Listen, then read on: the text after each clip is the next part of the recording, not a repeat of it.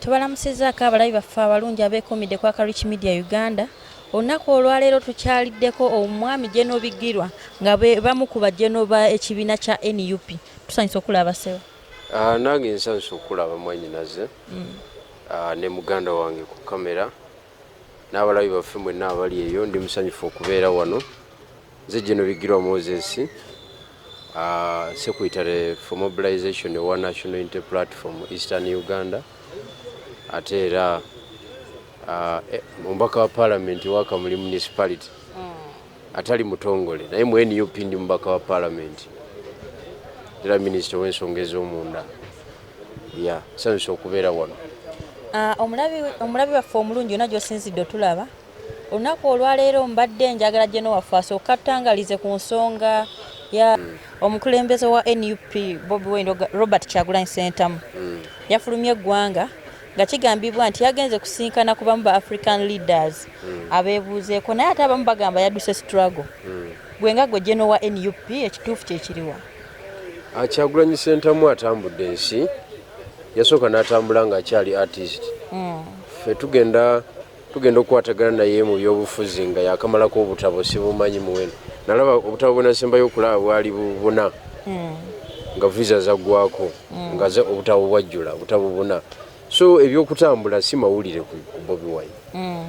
Naye ng'omukulembeze eyawangula akalulu e Uganda, ku tebo ye kuliko invitations mpitirivu nnyo era ezisinga obungi abadde azikola bukozi n'aziiza ebbali awamu n'adelegatinga. So ng'omuntu eyayingira mu byobufuzi ng'omu ku ba leaders Africa betunuulidde okugikyusa, tayinza kubula conferences agendamu wabweru wa Uganda. Era mu bufuno bwebwo mwe yagendedde okusobola okumitinga banankyukakyuka abalala n'abakulembeze abatambuza ensi kubanga akalulu yakawangula, ensi yonna n'ekiraba nti yakawangudde, naye omukulu n'akabba era ensi yonna n'ekiraba nti Bwana Museveni akalulu akakoze eki. Kati ekyokubba obubbi akalulu teba solution. Kiri very very dangerous because kisobola okuvaamu uprising gy'otasobola kumanya because oba obbye bantu, obusungu bw'abantu oba obbye bantu bennyini. So anytime kisobola okubwatuka. So waliwo abatambuza ensi abatambuza bananyini software, bananyini technology, ba administrators ku high level oba oteekwa okutuula nabo ne mudiscussinga ku progress y'eggwanga. Ekyamazima kiri nti abazungu bakimanyi nti Kyagulanyi ye recognized president mu mbeera gye walirowoozezza nti ye ntuufu nga bw'olaba muganda waffe we Venezuela n'awalala. So mweyo embeera yagenze okumitinga abantu abamataringa naddala mu kuadvancinga struggle eye Uganda. Mwe nga bana NUP ku nsonga eyo y'okubba akalulu, abalamuzi bavayo ne basala ensala yaabwe nga bwe yali. Naye Katembe yali mu kkooti wamulaba oti omukyalo okuvayo n'asoma ebibye ne bayi ne basoma ebibye. Ensonga eyo mwe nga bannakibiina kya NUP mugenda gyongerayo mu maaso okusinziira ku bigambo by'omulamuzi Esther oba mugenda bikomyawo? Ffe ekyatugisaayo omusango mu kkooti, abantu abasinga baatunenya nti lwaki tuggyeyo omusango. Naye ensonga omulamuzi Lady Justice Esther Kisaakye ava eri ewaffe gyenva e Kamuli e Namwendwa, ensonga ziyalaga kkooti n'ensi yonna okutwaliza awamu zezo zennyini mu bufunze yafunza complaint yaffe n'agikuba. Conduct ya mwami Owiny Dollo ne karakita ye n'obwanakyemalira ne impunity biyalaga mu kooti byali tebitusobozesa kusigazayo omusango ogwo. So Lady Justice tuyimirira naye naddala kubanga ebintu byonna bino Owiny Dollo byali akoze byali unconstitutional. tebyali mu mateeka byonna byonna byali atukoze mu kufayiringa omusango mu kwogera ebigambo byayogeranga mu kooti. If you have plan B, Uganda apply plan B. Kyokka ali mu kooti. Kyokka ffe tunamugamba ko tulina plan B. Okitegeera. So kati omulamuzi najja nakugamba nti yakola statement n'agamba nti I felt it is my constitutional duty to disobey the unlawful orders which was issued by the Chief Justice. Chief Justice okwissuing unlawful order kwegamba eggwanga liba ligudde mpulira omuntu akulira amateeka mu ggwanga n'atoowa order etali mu mateeka etali yakinamateeka eggwanga liba ligudde mu bumpimpi eggwanga liba ligudde. So tuyimirira wamu ne Lady Justice Kisaaki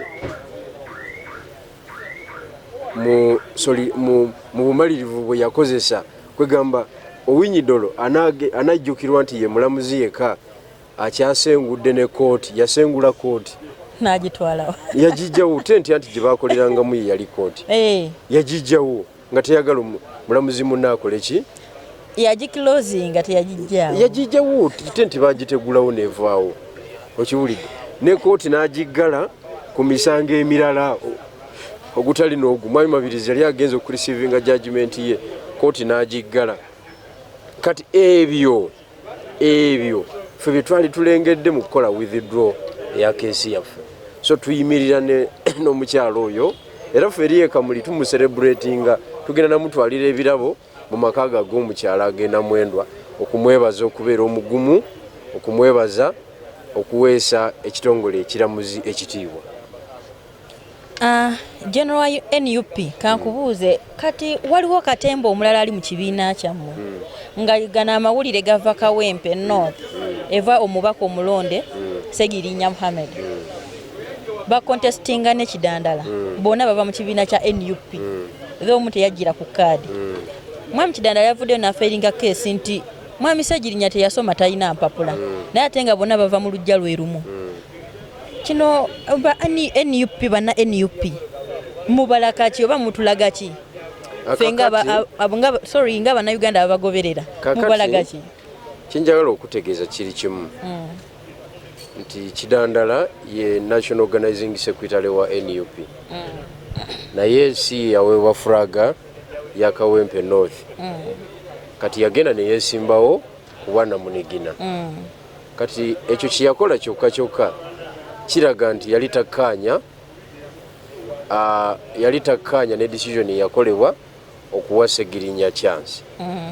Naye omuntu yenna mu Uganda kaabe muganda wo kaabe nga muli balongo mwazaalibwa lunaku lwe lumu amateeka gakuwa olukusa okugenda okwemulugunya ku binkwatako tube nga twazaalibwa lunaku lutya lumu. Kati omuntu yesimbawo nga Kidandala ayina constitutional right ogenda okwemulugunya ku muntu eyamuwangula ekyo kyamateeka kiri kyoyogedde kya buntu naye ekyamateeka kyo kiri nti abakkirizibwa naye nga tuze mu by'obuntu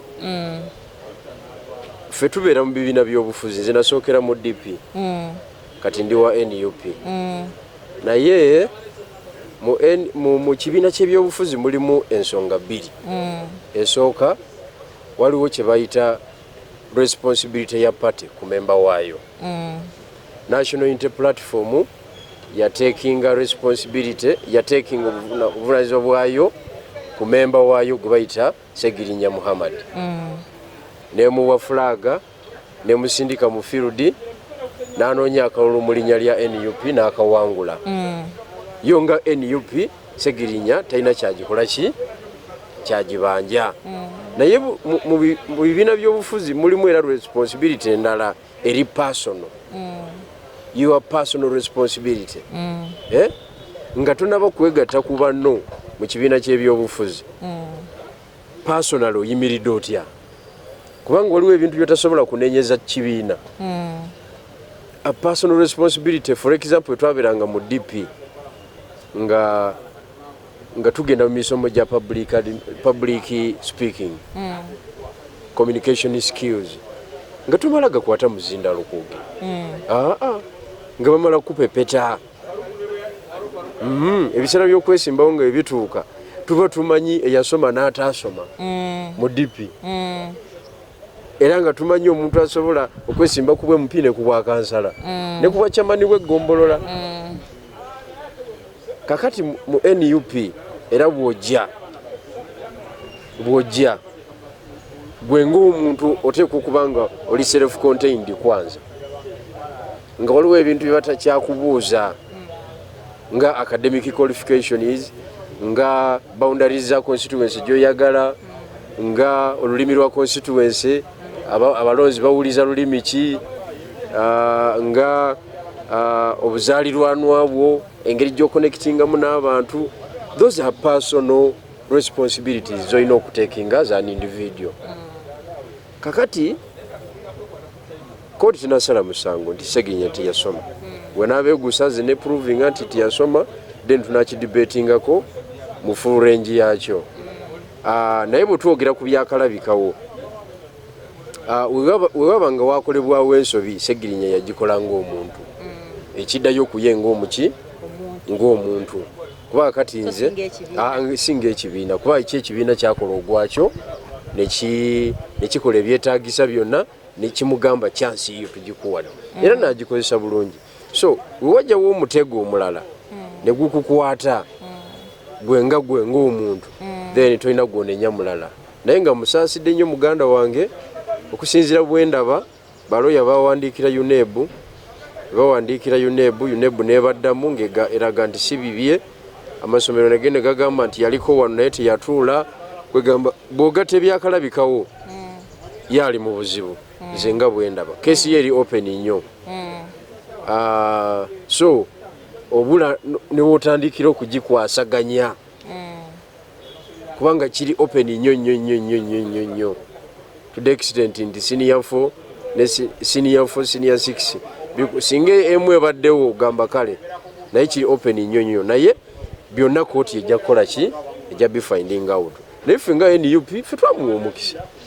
Naye ekisinza okwewunyisa abantu aba Munnayuganda badde bakimanyi nti bw'ogamba nti ndi wa NUP ndi wa NRM ndi wa FDC mubeera kitole era mugenda okuvaayo nga mumaze okukkanya nti wano tuteekewo ono kyakanze nnyo abantu ate okulaba nga mu kibiina kyekimu mwe mwavudde omuntu yavuddeyo n'agamba nti nedda oyo omuntu qualifications alina sizize.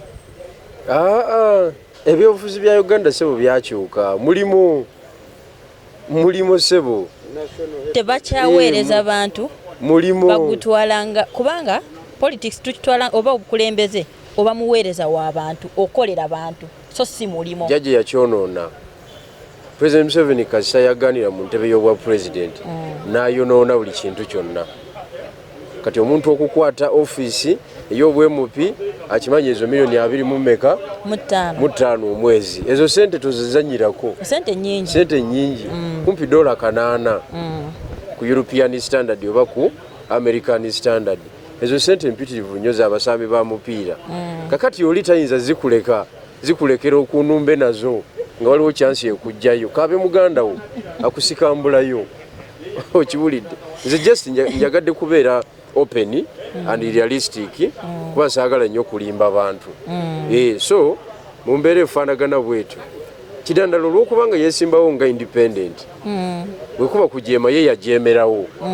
So sinza nakutunuulira kino kyeyakoze ekyogenda mu kooti nti kyekyamaanyi nze kunze nganze ku balala abatabimanyi mawulire naye nze kunze kubanga olwedde yagenda mu box kati singa yamuwangula abantu balyogedde ki ekifo yandibadde akitutte. So kati kino nze sikyewuunya kyeneewuunyamu kyekyokka nti kituufu Segirinya talina biwandiiko oba abirina kyeneewuunyamu kyokka naye omuntu yakwesimbako bwakuwaabira ate nga neewuunya ntya kuba aba yakupingirawo.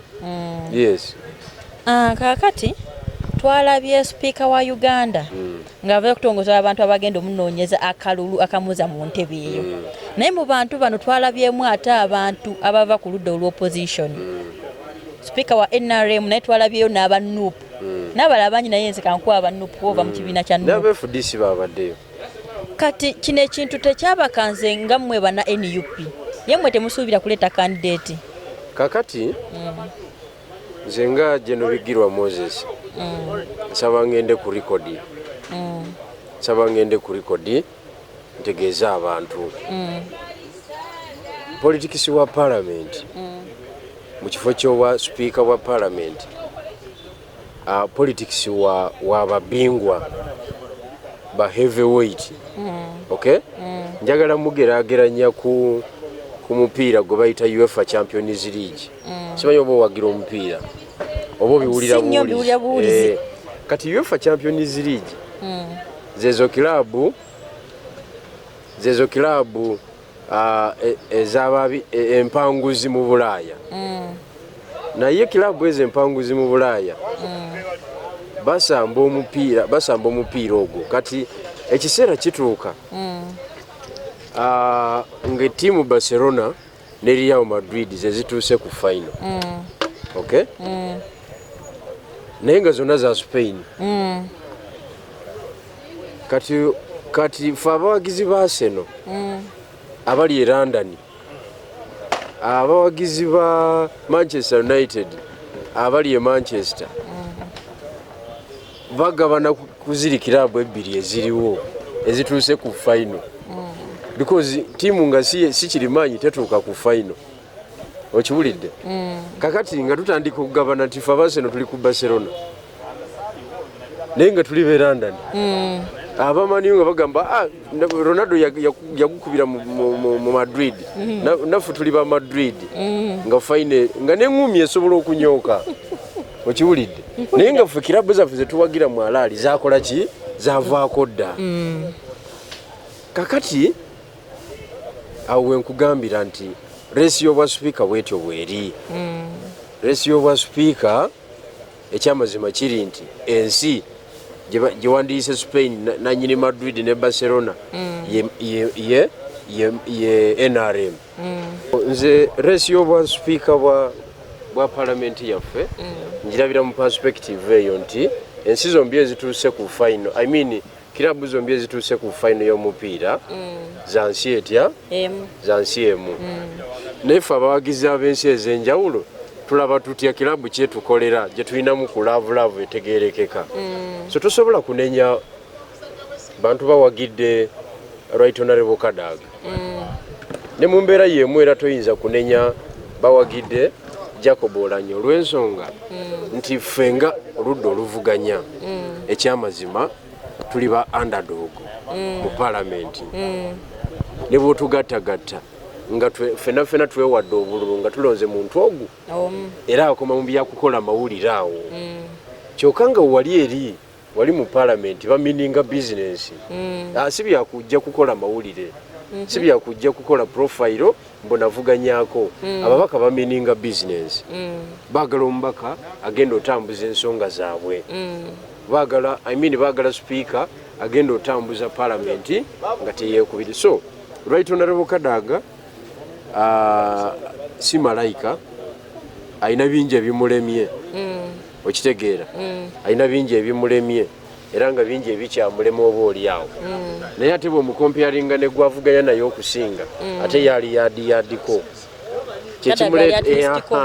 ng'omubi omweru kyekimuleeta mu contestation eno kyekimuleeta mu contestation ekyokubiri ffe mu opposition eri principle yaffe nti ekintu kyonna jjajja kyagobaganya kyatakkaanya nakyo ffe ate kyetubaako ffe kyetuwagira kyogezaako ga nti President Museveni takkaanya na Kadaga ate nga bonna bapateemu anti mupateemu mubaamu nga mupingagana ffe ne NUPira naffe tulinamu entalo zaffe mubeerawo nga mupingagana naye nga muli bakibiina kitya ekyo kiriwa odova era bw'otunula ekibiina nga Republican mulimu abatalonda Donald Trump naye nga bakibiina so okupingagana mu kibiina munda kubaamu enkokola zibaamu amagye amavundu gabaamu munda mu pate kakati nze bwe ndaba jjajja ng'agobaganya Right Honorable Kadaga ate nga nze siina candidate mulala asobola kujjawo kifo ekyo ate Kadaga asobola okufuuka candidate wange mpulira kubanga lwaki oli tamwagala lwaki oli tamwagala waba waliwo ensonga kati ensonga ezo ze zimuleeta mu kisaawe n'afuuka candidate wange kubanga bw'otunuulira abantu abazanyira jjajja empiki bonna abamuleekaanira abazanya donke waaka abatawakanya jjajja kyaba ayogedde bonna bali kwolanya kakati ate abantu abalinamu ku nsa abantu abagamba nti ebintu jjajja oba oliawo n'okubireka yandibirese ate bali ku Right Honorable Kadaga so bwekityo bwe kiri contest nzibu nnyo kirutadde mu position nti tutuuse okuwagira omuntu nga officially wa NRM member wa SEEK naye ekyo kizeewo lwaki titusobola competinga ku platform ya parliament ne tujjawo kifo. It's about numbers, that is the fact.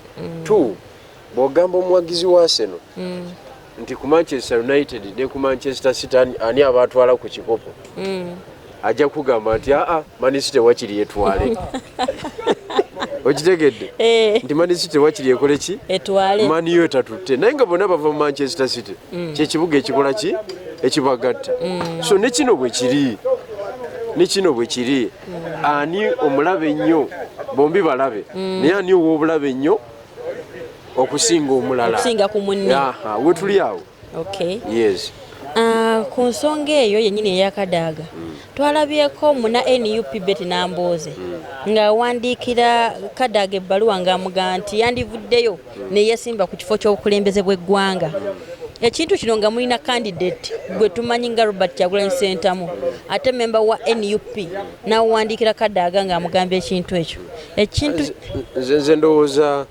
Honorable Betty Nambooze teyabaze bulungi kukola statement eyo lwa nsonga timing yayo nfu twakava mu January 14 yabadde amugamba yesimba 225 226 waba kiyabadde ategeeza katulabe time bweneekola ki we tunaatambula because dynamics zikyali ki nyingi nnyo anything can happen tetumanyi binaagwawo awo wakati kati awo so waba yabadde ayogera ku future arrangement ne future politics yadde mutuufu naye waba yabadde ayogera ku current political affairs nze ndowooza yabadde out of order tiyabadde calculative enough era statement ya bujega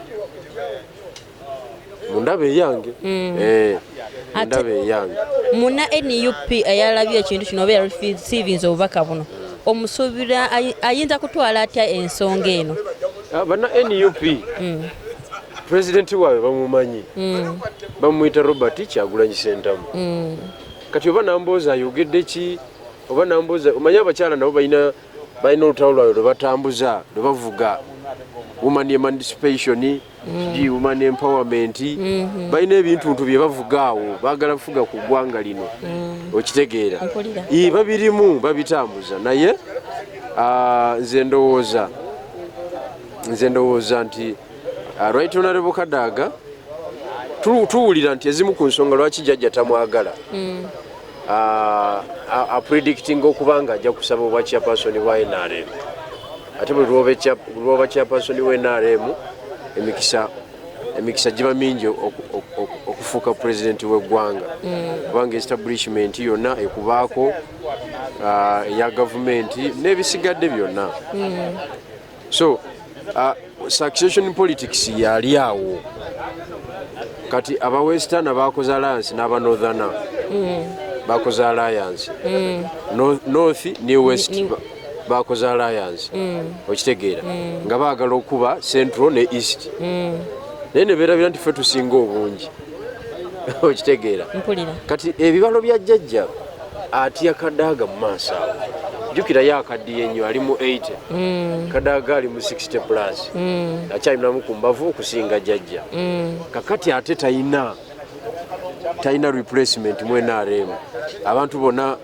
abali substantial yabakuba n'abamalamu bonna yabafuula obuugi n'abafulumya ekintu okitegeera kati bwe tuwogerera era waba oyogera ku politics w'NRM tolina bufulumya right honorable Kadaga wakumwanjo nnyo so bamutya ku ekyo bamutya. Olunaku olwaleero mbadde njagala General waffe asooka attangalize ku nsonga ya President Magufuli kubanga twaviibwako President waffe oyo mu Africa. Njagala tubuulire kyanjawulo ki ekibadde ku President Magufuli ne ba President abalala bonna abali mu Africa. Naye ali ku mukutu gwaffe mbadde nkusaba osharinga video eno, subscribinga, likinga, commentinga, kyonna kyoyagala okubuuza General waffe ono so kimubuuza mu message oba no commentinga aba asobola okwanukula. General waffe mbadde nsaba otubuulire kyanjawulo ki President Magufuli kyabadde alina ku ba President ba Africa betulina. President Magufuli olwaleero lwaziikiddwa kyamungu amuwa ekiwumula ekyemirembe naye okugenda direct ku kibuuzo ky'obuuziza nti kyanjawulo ki President Magufuli kyabadde nakyo eri abakulembeze abalala ku lukalu lwa Afirika. Ekisooka eggwanga lye abadde nga alitwalanga ekyomuwendo kyekisookerako. Ekyokubiri order zabadde akola zabadde awa yali yateekawo embeera nga zisibwa mu nkola yakanga buli muntu yenna so kyabadde ayogera bwepa nga kiteekebwa mu nkola unlike other African leaders abajja ku kamera ne boogera naye nga bye boogera tebikwatagana ne bakola ne order zibatoowa ng'ogyeko zibatoowa mu maka gaabwe naye ebikwatagana ne public fund sente z'omuwi w'omusolo bye boogera birala ate ne bakola birala. Naye Magufuli abadde agamba nti oluguudo luno mu nnaku nnya njagala lutandike era abakozi bonna okuva ku minisita wa Works okutuuka ku bayinginiya mu nnaku nnya katapira ne tractors endala ne ziba nga zituuse ku site era nga project etandise okola ki okutandika. Just imagine within 4 days ne bakompairingiramu empapula procurement process biki byonna meetings nga bw'obimanyi bureaucracy nga bikolebwa mu nnaku nnya oluguudo ne lutandika. So abadde wanjawulo unlike mu Uganda omukulu wajja na flagging off oluguudo lwe Busaabala nga buli campaign yajja n'awuuba bendera buli campaign yajja n'awuuba bendera nti ku luno luwedde lulimiddwa nakati emyaka 18 terulimwanga.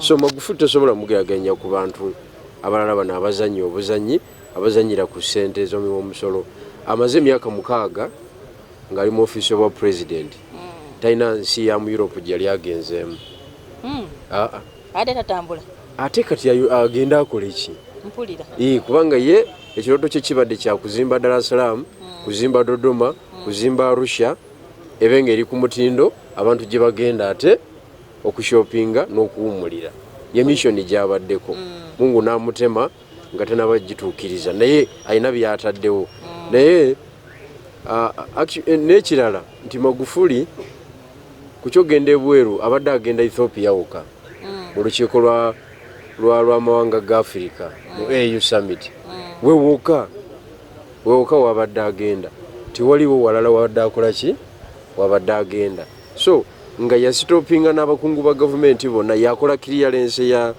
ya travels zonna sijui ba MOP bagenda kufuna PDM sijui speaker afuluma chief justice agenda mujjanjaba ni bonna nga yabyaprovinga because nga yakugamba ensijo yagala okugenda yagala genda UK naye tulina ya ambassador kati goche ekikutwalayo sigala ku ground leka ambassador atukiikire mu meeting eziri eyo ajja tuweereza amawulire binaba bikoze eki sente ziyafuisa mu ebyo byokka ze zimuyambye okumalako emyaka 6 nga teyewoze okumalako emyaka 6 nga alina kyakoledde abatanzania ekiritanjebe ekikwatibwako era nakati bali mukaaba kikyabakabiza amaziga naye nga abadde nakyemalira n'abadde dictator ku nsonga y'okutyobola eddembe ly'obuntu ate era naye abadde kafulu atya Tanzania sebo nga tomala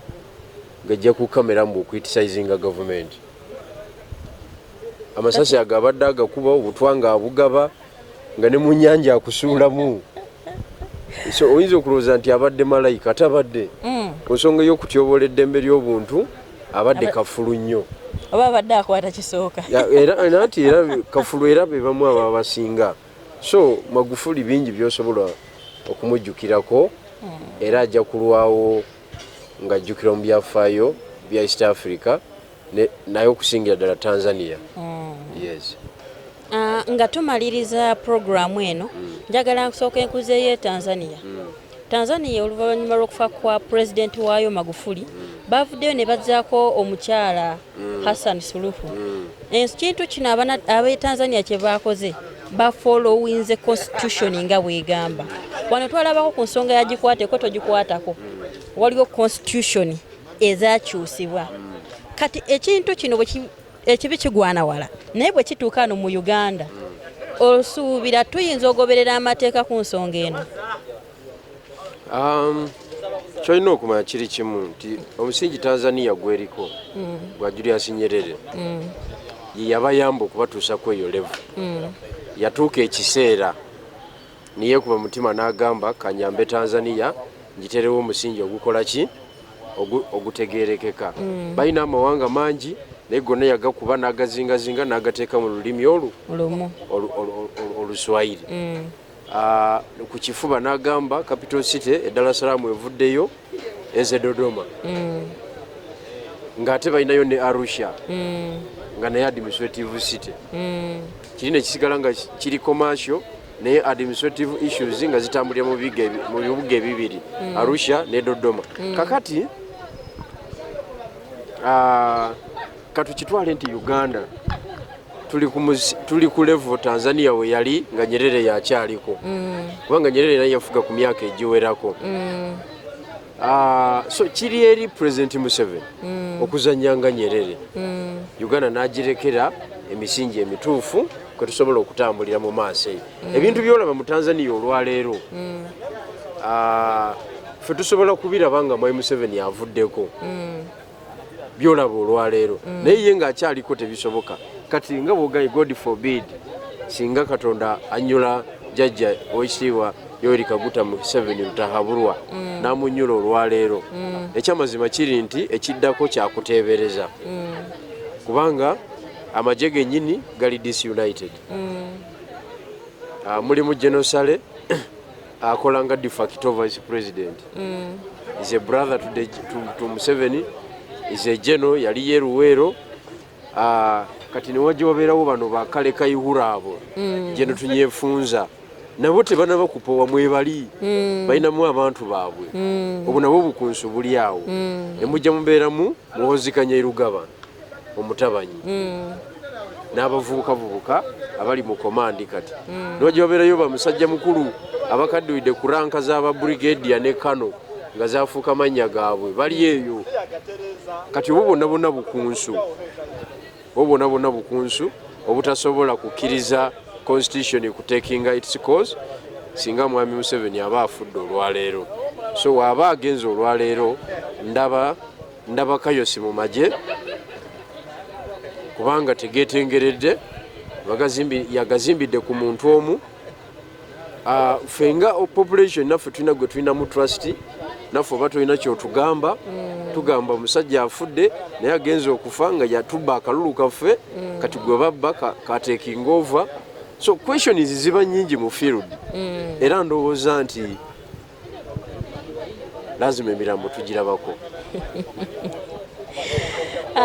Omulabi waffe omulungi ndowooza view ya Jeno Bigirwa mugiwulidde naye nkusaba osiibula abalabi baffe n'obugambo obuwoomu. Abalabi baffe abalungi mwe bali kubeerako ku mukutu guno. Njagala okubategeeza nti kitwaga ekyagenda mu maaso ab'ebusoga tukyapangapanga okulabika ntwanukula ebigambo mukulembeze bye yayogera eri ensi. Ujja kunsonyiwa leero njogedde ntaddeku galubindi amaaso bagakuba tiyagasi ganafuye neetaaga gatwala Germany ogajjanjaba. So njagala okubategeeza nti buli kyosobola okukola kyonna ekitwala struggle mu maaso kikole. Bw'otaakikole ensi ojja kuba ogiriddemu olukwe. N'olw'ensonga eyo mbebaziza nnyo okubeerako. Sigadde nze General Bigirwa Moses, omubaka wa paalamenti owa Kamuli Municipality. Tubeyanza nnyo abalabi baffe abalungi abeekuumidde ku mukutu guno. Mulekinge vidiyo zaffe, musharinge, musubscribinge. Jeno waffe tujja kuba tubamwongera ku nsonga nnyingi nnyo. Mwebale nnyo, mwebalye ddala kubeera ku Akarich Media.